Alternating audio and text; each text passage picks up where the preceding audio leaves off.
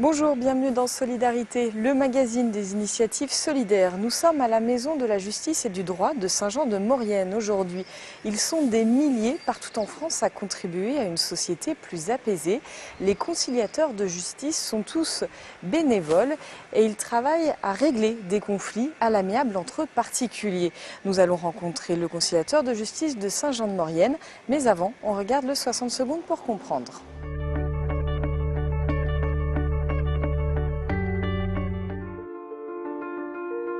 Créée en 2008, l'Association des conciliateurs de justice des Deux-Savoies de la Cour d'appel de Chambéry regroupe 30 conciliateurs. Répartis sur l'ensemble des départements, ils sont rattachés aux 6 tribunaux d'instance. Le conciliateur de justice des Deux-Savoies est un auxiliaire de justice bénévole, nommé par le premier président de la Cour d'appel de Chambéry au vu de son expérience et de ses connaissances juridiques. Il est chargé d'instaurer un dialogue entre les parties pour qu'elles trouvent la meilleure solution à leur litige, qu'elles soient personnes physiques ou morales. Il intervient soit par une saisine directe des intéressés, soit à la demande d'un juge préalablement saisi. Le conciliateur de justice ne peut intervenir qu'avec l'accord de toutes les parties. Il tient ses permanences soit dans les mairies, soit dans les maisons ou antennes de justice. En 2016, l'Association des conciliateurs de justice des Deux-Savoies a travaillé sur 2182 dossiers et en a résolu 1255. Je suis avec Alain Mauguin, conciliateur de justice à Saint-Jean-de-Maurienne et vice-président de l'Association des conciliateurs des Savoies. Bonjour. Bonjour. Alors nous sommes à la Maison de la Justice et du Droit. C'est ici la salle d'audience de l'ancien tribunal d'instance de Saint-Jean qui a fermé en 2010. C'est à la Maison de la Justice que vous recevez des permanences pour la conciliation. Que l'on comprenne bien quelle est votre différence avec un juge. Bien, la différence, c'est que justement, on ne juge pas. On est là pour faire en sorte que les gens qui sont en conflit, qui ont un différend, trouvent une solution à l'amiable et s'y conforment. Comment ça fonctionne, une conciliation ? Les plaignants saisissent directement le conciliateur.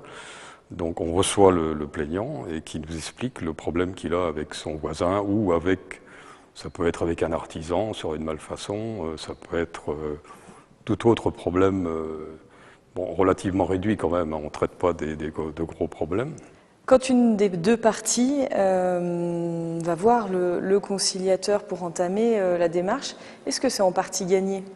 Ça commence à être intéressant quand le défendant, c'est-à-dire l'autre partie qu'on n'a pas reçue, accepte de participer à la conciliation. Ça veut dire qu'il y a déjà de la bonne volonté de part et d'autre de trouver une solution à l'amiable.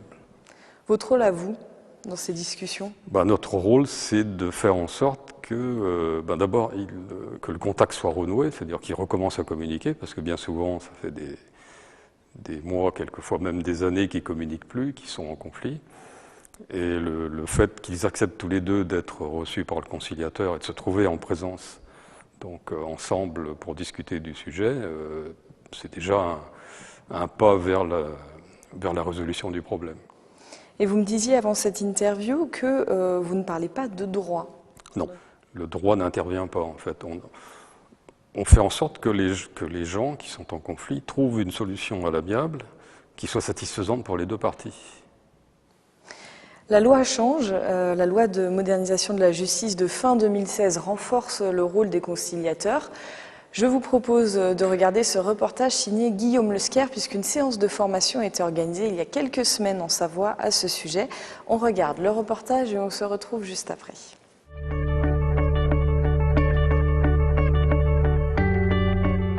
J'ai eu récemment quelqu'un qui venait me voir pour un conflit avec un opérateur. Il me disait... Nous sommes au cœur d'une session de formation de conciliateurs de justice à Chambéry. Autour de la table ne figurent pourtant pas d'apprentis, ils sont tous déjà en activité. Aujourd'hui, nous sommes venus pour traiter d'un thème particulier, c'est-à-dire l'évolution de la réglementation qui date de novembre 2016 et qui impose désormais à toute personne qui s'adresse au tribunal d'instance de passer au préalable devant un conciliateur pour tenter de régler le différend. Le conciliateur de justice a pour mission de régler les contentieux dont les sommes engagées sont égales ou inférieures à 4 000 €. Les affaires peuvent s'étendre du conflit de voisinage jusqu'au litige financier avec un professionnel. Il est bénévole, ce sont donc souvent des retraités qui s'engagent dans la fonction. Pour moi, l'activité de conciliateur est extrêmement importante parce que ça me permet de conserver longtemps des contacts avec différentes personnes et aussi d'avoir une forme d'activité intellectuelle, vu que les lois changent, les pratiques changent. Donc il y a un côté, effectivement, où je veux toujours rester sur le pont. L'objectif de cette nouvelle loi est bien évidemment de désengorger les tribunaux et de moderniser la fonction en la rendant plus accessible. Attention cependant, le conciliateur de justice n'est pas juge et encore moins policier. Un juge, il rend une décision en droit. Nous, conciliateurs, nous allons aider des parties en litige à converger vers un arrangement, comme on dit, un accord, vers une conciliation. Et donc, bien sûr qu'on va tout à fait prendre en considération les données de droit, mais on va rechercher aussi, de manière pragmatique, les points sur lesquels on pourrait établir un accord entre les parties, partant de l'adage qui est qu'un mauvais arrangement vaut beaucoup mieux qu'un bon procès. Sachez que la saisine d'un conciliateur de justice est gratuite. En Savoie et Haute-Savoie, on en compte 33 en activité. Alors avant d'attaquer en justice, gardez bien en tête que la conciliation est dans l'air du temps.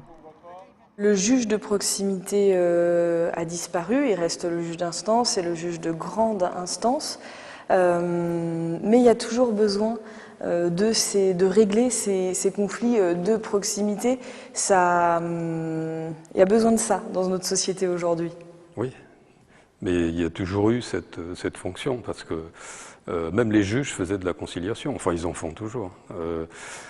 Ils font aussi ce qu'on appelle la conciliation déléguée, c'est-à-dire que quand ils examinent un dossier, avant de passer en audience, ils peuvent solliciter un conciliateur pour traiter le dossier. Vous contribuez à une société plus apaisée? C'est le but de la conciliation. Qu'est-ce qu'il faut pour être un bon conciliateur? Évidemment, chaque partie se représente sa situation à sa façon. Donc, et chaque partie est persuadée qu'elle est dans son droit, entre guillemets.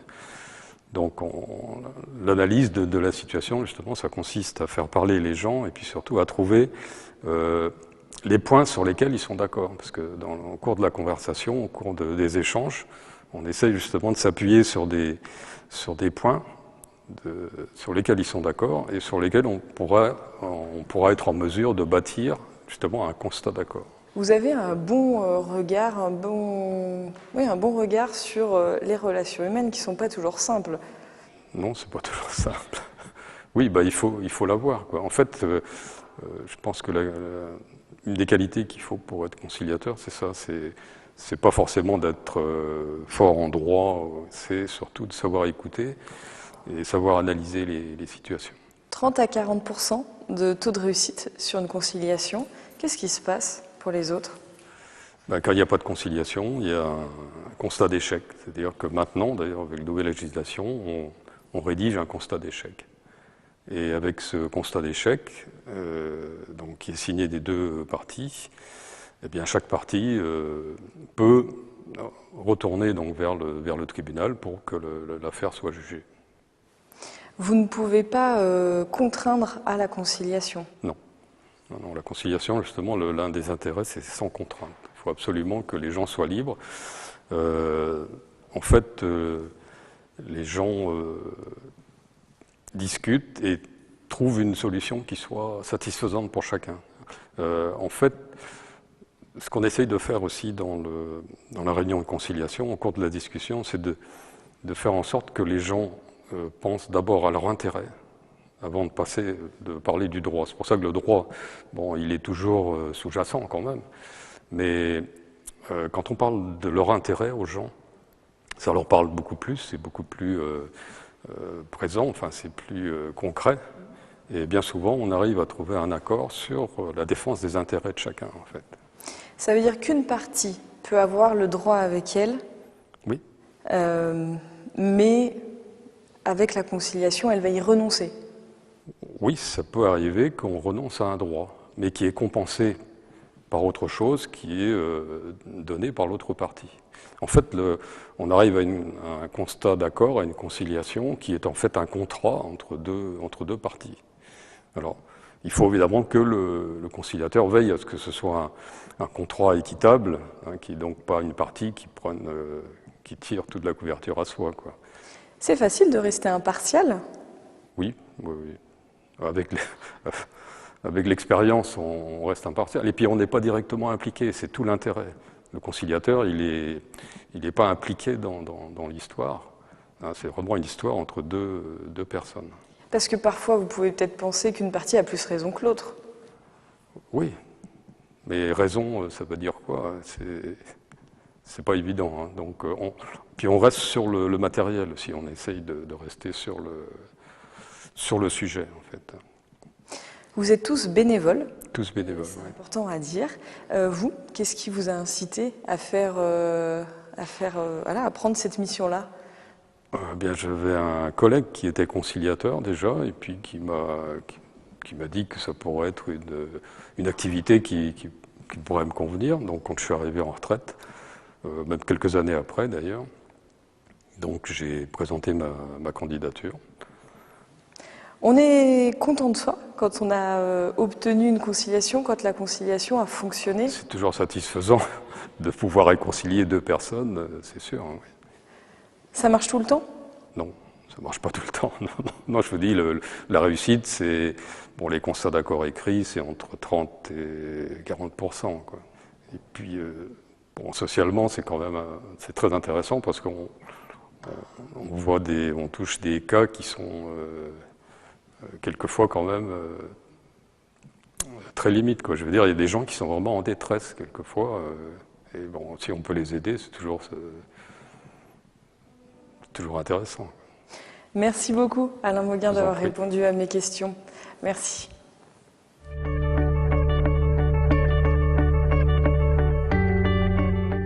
On se quitte avec Les Petites Pierres, la plateforme de financement participatif consacrée au mal-logement, avec cette initiative intéressante en région parisienne. L'hébergement des réfugiés en Île-de-France reste une question sensible. Pour y apporter une réponse, l'association 14 propose aux propriétaires volontaires d'installer une mini-maison dans leur jardin pour accueillir une ou deux personnes réfugiées tout en préservant l'intimité de chacun. Pour en savoir plus sur ce projet, une seule adresse, lespetitespierres.org.